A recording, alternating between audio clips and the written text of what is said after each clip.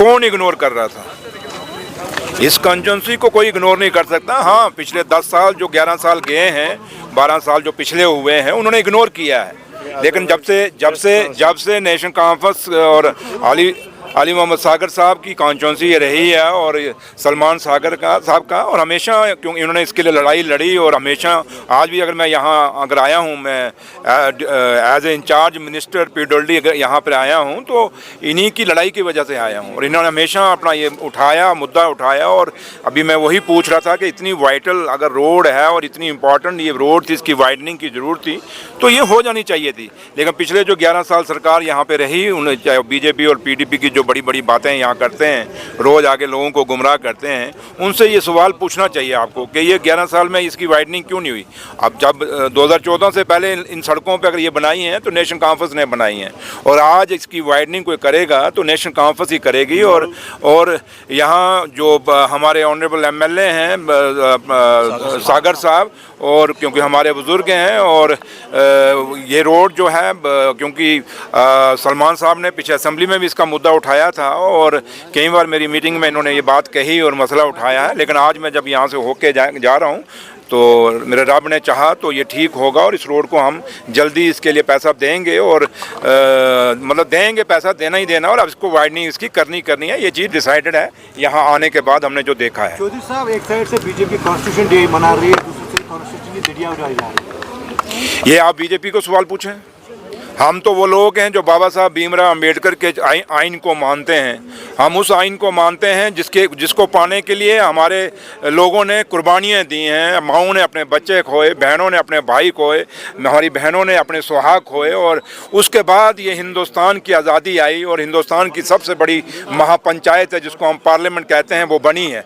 तो इसलिए हम लोग तो आज भी उन कुर्बानियों को याद करते हैं, और हमारे लीडर और कायद डॉक्टर फारूक अब्दुल्ला साहब, और जम्मू कश्मीर के मुख्यमंत्री जनाब उमर अब्दुल्ला साहब, और हमारी जो लीडरशिप है अली मोहम्मद सागर साहब जो पार्टी के जनरल सेक्रेटरी भी हैं, हम लोग तो आज भी उस आइन को मानते हैं और उसको सलाम करते हैं। तो इसलिए जो आइन को तोड़ते हैं और जो आइन को एक ड्रामा करके सलामी देते हैं, ये सवाल उनसे आप बीजेपी वालों से पूछ लीजिए। और पीडीपी भी उनकी साथी है, वो बाहर नहीं है, वो सिर्फ है कि बाहर जाके सलामी देंगे, और पीडीपी जो है वो अंदर घर से सलामी देती है। तो इसलिए ये कॉन्स्टिट्यूशन किसने तोड़ा? अभी थोड़े दिन तो हुए, बड़गाम में क्या हुआ? बड़गाम में जो सारा कुछ वहाँ खेल खेला गया, क्या आपको लगता नहीं है कि पीडीपी को जिताने में बीजेपी का रोल नहीं है?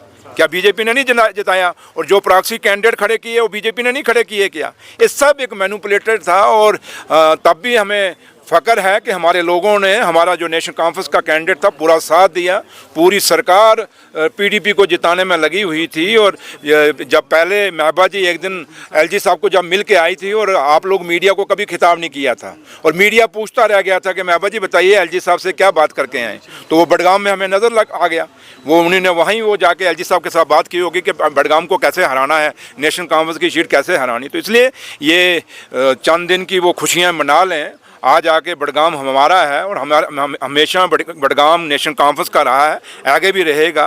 थोड़ा सा है कि मिसअंडरस्टैंडिंग्स हुई हैं, और वो मिसअंडरस्टैंडिंग्स भी दूर होंगी। लेकिन मकसद आ जाके यही है कि उमर अब्दुल्ला सरकार का कि जो लोगों के काम हैं, हम अपना वक्त इन लोगों पे छीटाकशी करने के लिए नहीं निकालेंगे, बल्कि हम इसलिए कोशिश करेंगे कि जो लोगों के मसले और मसाइल जो 11 साल में बीजेपी और पीडीपी ने नहीं किए, उन मसलों को, चाहे अधूरी सड़कें हैं, अधूरे पुल हैं, अधूरे हॉस्पिटल हैं, अधूरे स्कूल कॉलेजेस यूनिवर्सिटीज़ हैं, जो मसले भी इन लोगों ने अधूरे छोड़े हैं। और सबसे बड़ा बेरोजगार बच्चों का रोजगार का जो मसला हमारे सामने खड़ा है।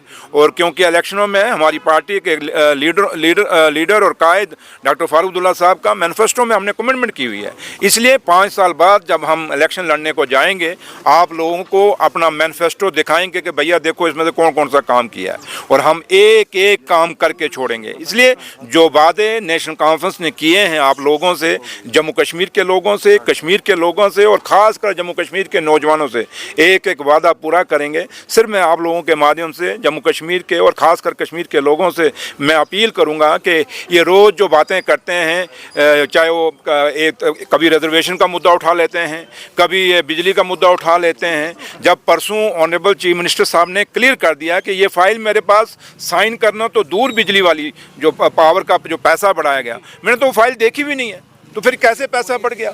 और कईयों को मैंने पूछा कि ऑर्डर कॉपी है आपकी उमर साहब की, ऑर्डर कॉपी कोई नहीं। इसलिए ये एक र्यूमरबाजी में और लोगों को गुमराह करके आप लोगों को, जम्मू कश्मीर के लोगों को और ख़ासकर कश्मीर के लोगों को नेशनल कॉन्फ्रेंस से दूर करना चाहते हैं। लेकिन मैं आप लोगों को, खासकर जो आप मीडिया के लोग हैं, मेरी आपसे भी अपील है कि आप र्यूमर पे बने हुए सवाल हमें मत करिए। आप थोड़ा सा खोज खुद भी कर लीजिए करिए कि ये ऑर्डर कहाँ से निकला।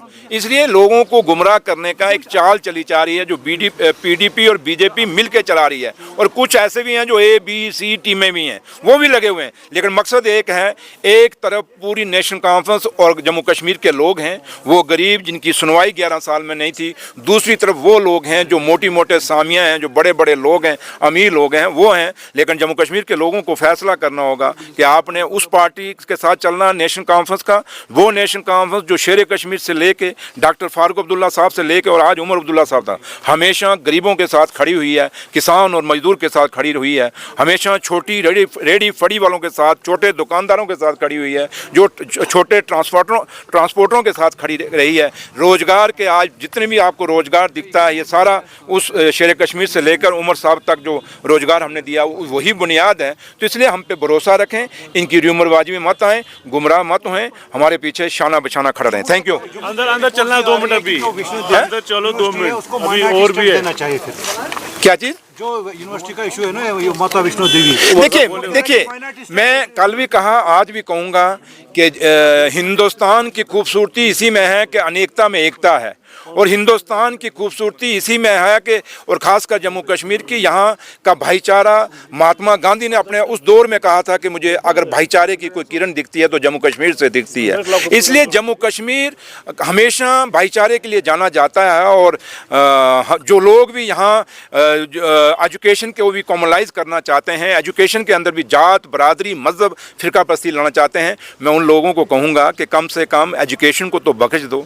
ये बच्चा जो छोटा सा तैयार होता है, बड़ा होता है, जब वो बचपन में पैदा होता है उसको कोई पता नहीं होता कि मैं कौन हूँ, किस मज़हब से हूँ, किस धर्म से हूँ।